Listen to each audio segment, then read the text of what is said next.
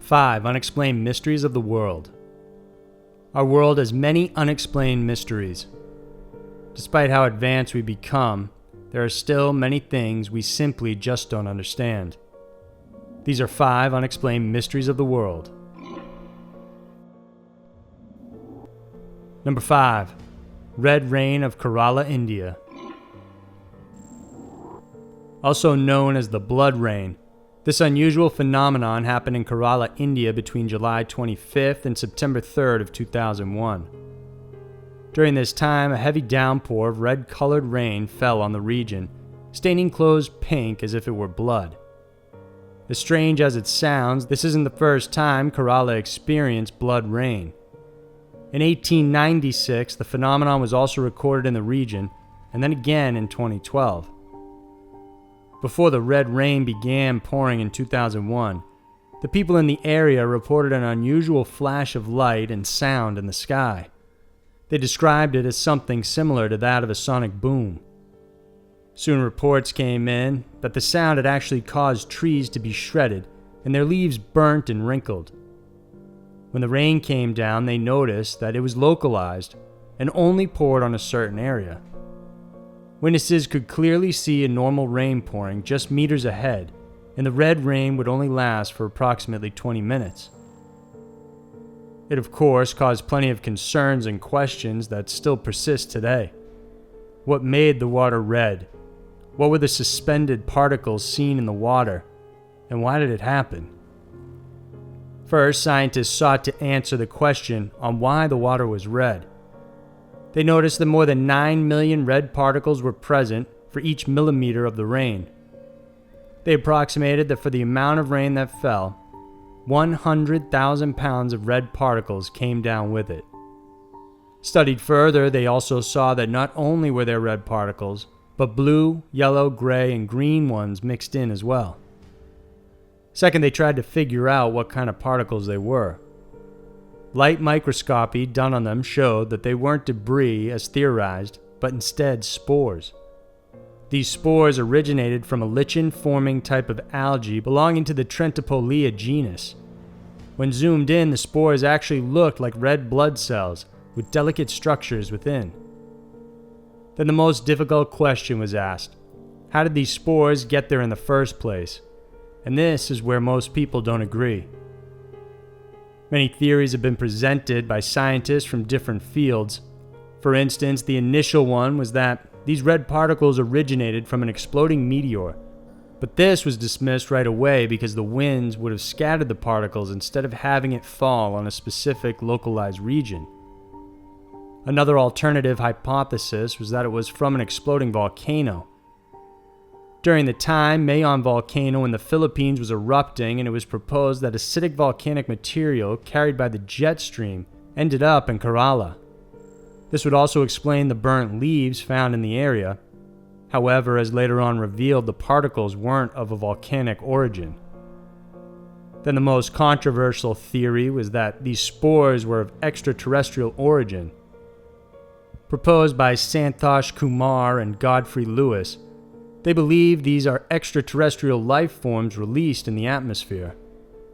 They backed up their claim, saying that upon analysis, it was revealed the spores were living organisms and grew when exposed to extremely high temperatures. The organisms were also found to metabolize a whole range of organic as well as inorganic materials. As fascinating as these findings are, it still doesn't prove the spores are indeed of extraterrestrial origin. For now, speculation remains about how these red spores reach the region and why it seems to be happening at somewhat regular intervals. One thing experts can agree on is that the water with the algae in it is completely harmless to all other living organisms.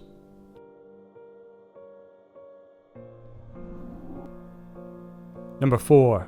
The Taos Hum.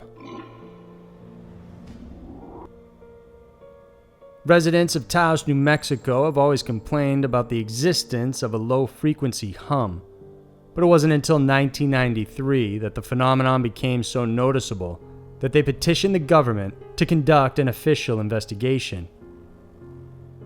Like other hum phenomenons occurring all over the world, the Taos Hum has several distinct characteristics. For one, only a small number of residents can hear it.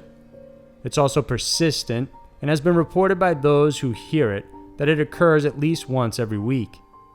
It's often described as a low-frequency sound similar to an idling diesel truck or that of a high-powered bass. As for the source, the theories have varied.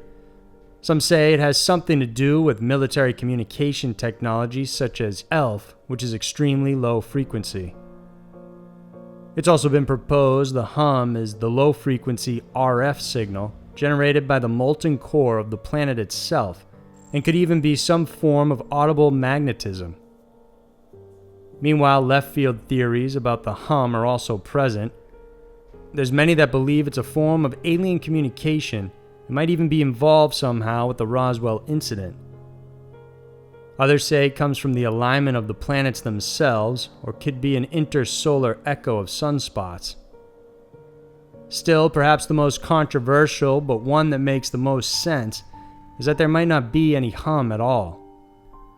This hum could be nothing but some sort of medical condition, similar to tinnitus, where there is a perception of sound without any actual external sound present. It's also possible that it's a low-frequency disturbance in the inner ear, or that people who hear the hum are simply more equipped with hearing low audio frequency compared to the general public. Some who hear it have learned to live with it. Others have moved halfway across the world to escape it, only to find that they can still hear the noise. Whatever it may be, the source of the hum, perceived or not, still remains an interesting mystery. Number 3. Underground mapping of Stonehenge. Stonehenge has become one of the most iconic prehistoric structures in the world today. For decades, it's been the subject of questions. Where did it come from? Who built it and why? And just as we think we're making headway, Stonehenge gives up a bit more of its secrets that could change how we look at it forever. Dubbed as the Stonehenge Hidden Landscape Project, researchers used non-invasive techniques with the help of various advanced tools like magnetometers and ground-penetrating radar on bikes to create a comprehensive underground map of the area underneath the structure.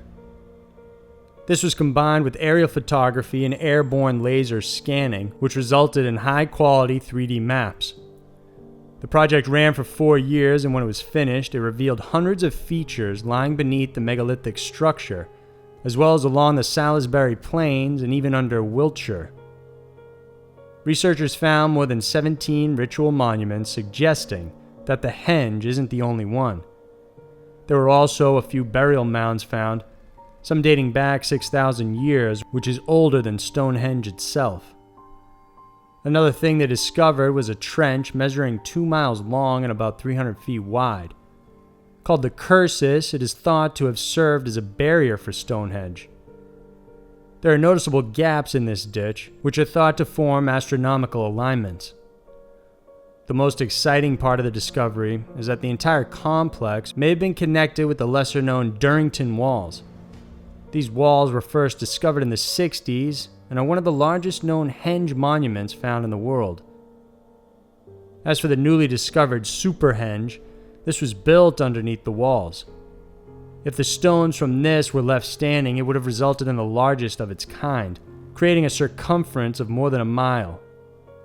The maps indicate that as many as 60 stones, many 10 feet tall, once stood. It seems that some of these were pushed over and even incorporated into the Durrington walls themselves. This was often the case with ancient cultures, as they frequently dismantled their monuments to build new ones. With this new discovery, more and more questions about Stonehenge itself arise, and the larger structure surrounding it continues to be researched. Number 2. The Toxic Woman. On February 19, 1994, Gloria Ramirez was admitted to the Riverside General Emergency Room after suffering from an advanced stage of cervical cancer. When paramedics admitted her, she was disoriented and confused. She had an unusual resting heart rate of 60 beats per minute, coupled with an abnormal breathing pattern. To relieve her from her suffering, the nurse gave her a mixture of sedatives including Valium, lorazepam, and diazepam, but Ramirez was responding poorly to the medication. In the end, the staff decided to defibrillate her heart, and when they did, they noticed a small sheen of oil had covered her entire body. At the same time, they began to notice a fruity, garlicky smell emanating from her mouth. The attending nurse, Susan Kane, drew blood from Gloria's arm and noticed there was an ammonia-like smell coming from the tube. When she passed the vial to Julia, her colleague, she noticed small particles floating in the blood. Shortly after, Kane complained about a burning sensation over her face and then fainted. She was taken out of the room, and that's when Julie began feeling lightheaded and left the trauma unit for the nurses' station, but before she got there lost consciousness as well. The third person to faint after being in close contact with Ramirez was on-call respiration therapist Maureen Welsh. She was knocked unconscious with her limbs thrashing wildly on the floor. Despite attempts to help Ramirez, she was pronounced dead of kidney failure 30 minutes after arriving at the hospital. A full-blown investigation was conducted to find out what happened to the staff. When the county health department came in, the investigators interviewed 34 members of the hospital. They concluded those who came in contact with Ramirez and those who handled her intravenous lines were the only ones that suffered breathing problems, muscle spasms, or eventually lost consciousness. Meanwhile, the Livermore National Labs helped to clarify the chemistry behind what happened to the nurses and Ramirez. Apparently, before her death, Gloria was taking DMSO, or dimethyl sulfoxide, a type of home remedy to minimize her pain. The lab theorizes that Ramirez's body had suffered a buildup of DMSO because of a urinary blockage.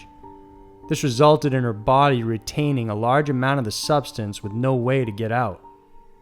When paramedics then administered oxygen, it created DMSO2, or dimethylsulfone, which crystallizes at room temperature, accounting for the existence of particles in her blood. This would not have caused any problems, but when the defibrillator was administered, in theory it converted the DMSO2 into DMSO4, or dimethyl sulfate, creating a poisonous gas inside of her body. Although some still question whether these conversions could happen inside the body because it's an extremely volatile process. To this day, Gloria Ramirez's death continues to generate many questions. There's no doubt it's one unusual medical mystery. Number 1. Antikythera Mechanism. It's been dubbed as an ancient computer, yet even today researchers still don't know for sure what the Antikythera device is for and who made it. On May 17, 1902, archaeologist Valero Stace found the unusual mechanism inside a wooden box in wreckage off the coast of the Greek island of Antikythera. The ship that bore the device is assumed to be Roman and sank there around the middle of the 1st century BC. There were countless artifacts also found inside the ship, like marble statues, coins, jewelry, pottery, and unusual glassware. When Valerios noticed that one of the fragments contained a gear wheel, he thought it must have been some form of astronomical clock. However, scholars who saw it believed it was too complex to have been created at the same time as the other pieces it was discovered with. While no one knows for sure who owned the wreckage, it's widely thought that the ship was headed for Rome with the artifacts to be included in Julius Caesar's triumphant parade, and that the ship contained booty from the sacking of Athens in 87 and 86 BC by the Roman general Sulla. Something that supports this is that during that same time period, the Roman orator Marcus Tullius Cicero had spoken about a sphere of Archimedes that showed the sun, moon, and planets moved with respect to the earth. Some say he may have been talking about the mechanism, or a similar one at least. The device sat ignored for more than 75 years because the other treasures discovered with it were more valuable. But it was the work of Derek de Sola Price that offered some insight into the device when he published a 70-page paper about it. Although he never figured out what the machine was for due to his death, it nevertheless gained a lot of interest. The mechanism itself is made from a combination of wood and bronze alloy with various gears inside. It was operated by one main crank with little stones and glass orbs representing the motion of various planets in our solar system like Mars, Venus, and Jupiter. Then another portion indicated the position of the moon and sun in relation to the constellations. There was a dial charting the 365-day solar calendar and another for the lunar one.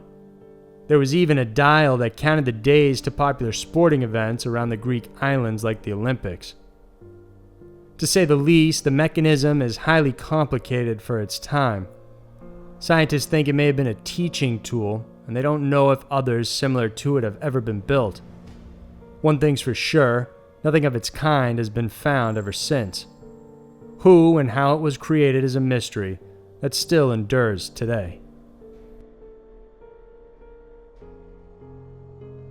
So there were 5 unexplained mysteries of the world. From natural phenomenon to strange inventions, the world continues to hold plenty of secrets that we still don't have the answers to. Perhaps one day we'll figure them all out, but then again, maybe we're not supposed to. If you enjoyed this video, then please subscribe to our channel because every Saturday night we post new videos we know you'll want to see. Thanks for tuning in, and I'll see you next week.